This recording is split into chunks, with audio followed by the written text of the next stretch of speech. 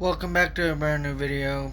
Today's video we have a response that we've been waiting for to bring to you guys from U.S. Federal District Judge Paula Xinis, who has ordered for the Trump administration to return Kilmar Abrego Garcia, a Maryland man deported illegally and unconstitutionally to his home country, El Salvador, by a 2019 court order that protects him. That the Trump administration unanimously, willfully, illegally, knowingly, and unlawfully violated. What is the judge's response? Well, ladies and gentlemen, if you must know, the DOJ filed a brief with the judge that says,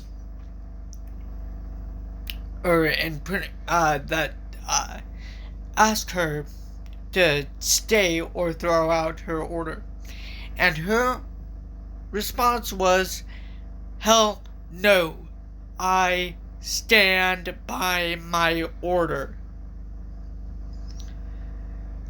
Let's take a look at this new reporting by Politico. Headline: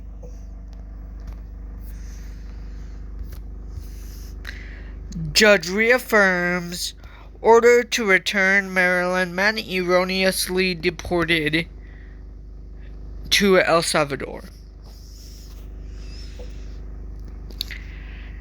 And ladies and gentlemen, the article reads: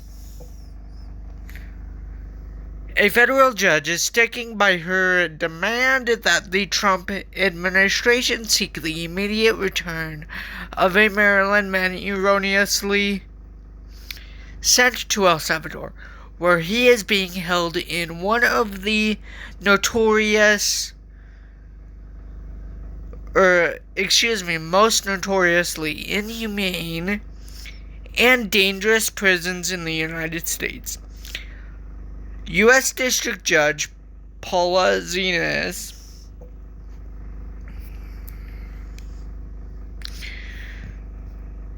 rejected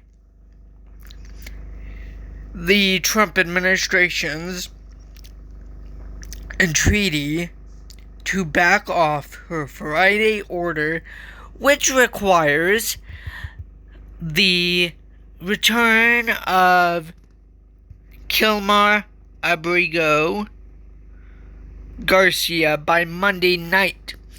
The Justice Department said the court had no power to order the decision and was intruding on President Donald Trump's exclusive power, to direct foreign policy.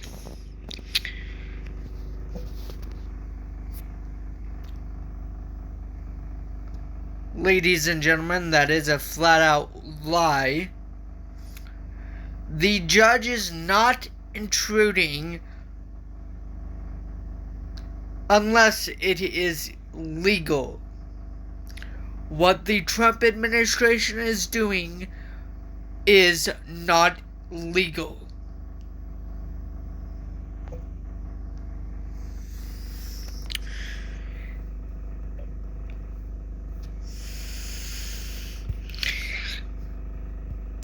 But Xinis described the erroneous deportation of Abrego Garcia, who was under a 2019 court order not to be sent to El Salvador for fear of reprisal by a violent gang correction as a grievous error.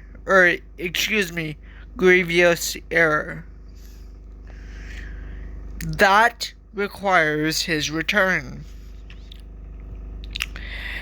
Quote, defendants seized Abrego Garcia without any lawful authority. Defendants being Trump and his DOJ.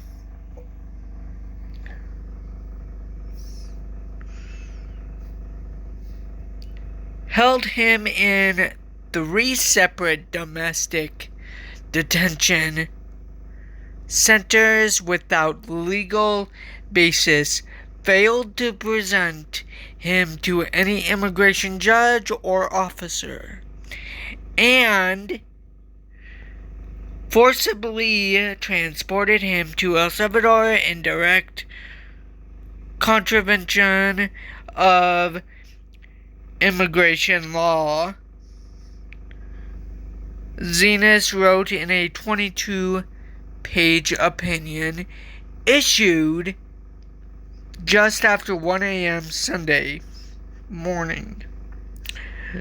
Quote, once there, U.S. officials secured his detention in a facility that, by design, deprives its detainees of adequate food, water, and shelter, fosters routine violence, and places him with his persecutors. Abrego Garcia's case has generated enormous pushback from the courts, congressional Democrats, and even roiled the Justice Department, where Attorney General Pam Bondi placed on leave the attorney who argued in front of Xinis on Friday. That attorney, Erroneously, had expressed exasperation at the Justice Department's refusal to provide more information to the court or take steps to seek Abrego Garcia's return. Abrego Garcia's case is a complicated one. The Salvadorian national in the United States since 2021 was deemed a danger in 2019 as a result of a purported tie to the MS-13 gang, and detained for months before a judge agreed he faced credible fear of persecution by another gang, Barrio 18, that he said had been extorting his family. As a result, Abrego Garcia was released into the United States, where he was living with his wife and son, both U.S. citizens, when immigration authorities detained and deported him last month without warning. He has long denied having links to MS-13. The Justice Department admitted last week that it had erroneously sent Abrego Garcia back to El Salvador in contravention of the 2019 court order, though officials contend they still view him as an MS-13 member who presents a danger to the United States.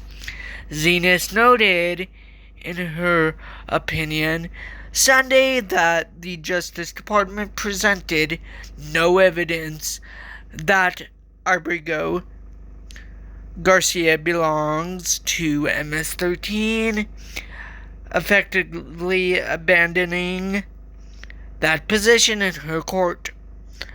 But by labeling him as a gang member publicly, the judge noted that it placed him at particular risk in El Salvador's prison, which, she noted, intentionally mixes rival gang members. The judge also rejected the administration's claim that it has no power to seek Abrego Garcia's return because he is in El Salvadorian custody. Rather, she suggests that the United States has essentially outsourced detention responsibility to El Salvador, but retains some ability to seek the return of those it has transferred. Quote, surely defendants, again, ladies and gentlemen, defendants being Trump and his administration and his DOJ,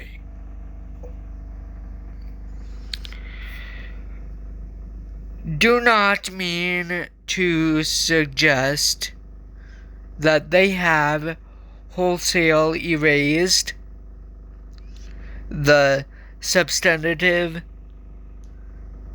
and procedural protections of federal immigration law in one fell swoop by dropping those individuals in CECOT, CECOT, without recourse, Xinis wrote, referencing the name of the Salvadorian prison. Xinis noted that Homeland Security Secretary Kristi Noem, who recently visited the jail, described the facility as one of the tools in our toolkit that we will use. Thus, just as in any other contract facility, defendants meaning Trump and his administration as well as the DOJ,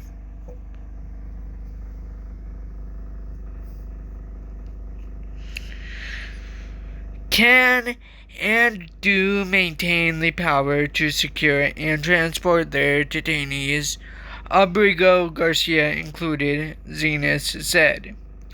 Appearing on Fox News Sunday, Bondi asserted that Abrego Garcia was part of the MS-13, although Xinis said the government gave her no proof of that.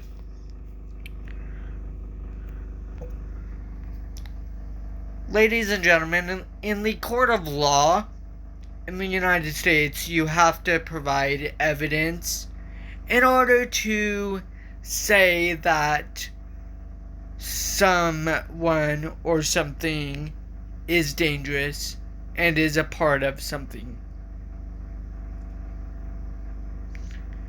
That's just how it works.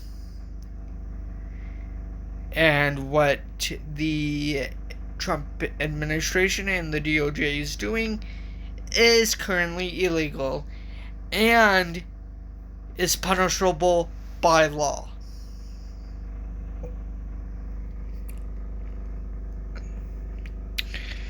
We have to rely on what ICE says. We have to rely on what Homeland Security says, Bondi added, dismissing his lawyer's claim that he was leading a quiet life in Maryland, studying to be an electrician. Bondi also confirmed that Ravinia, the career Justice Department immigration lawyer who argued the case before Xinis was put on leave, or administrative leave, Saturday. Quote, he did not argue, the Attorney General complained. Although Ravini did argue that Xinis had no jurisdiction to consider the case, he shouldn't have taken the case. He shouldn't have argued it. If that's what he was going to do, she said, you have to vigorously argue on behalf of your client. The Justice Department appealed Xinis' order on Friday to the Richmond, Virginia-based 4th Circuit Court of Appeals. On Saturday, the Trump administration asked the court for an emergency stay of her order. As of Sunday morning, the appeals court has not acted on that request or set a timeline for Abrego Garcia's lawyers to respond.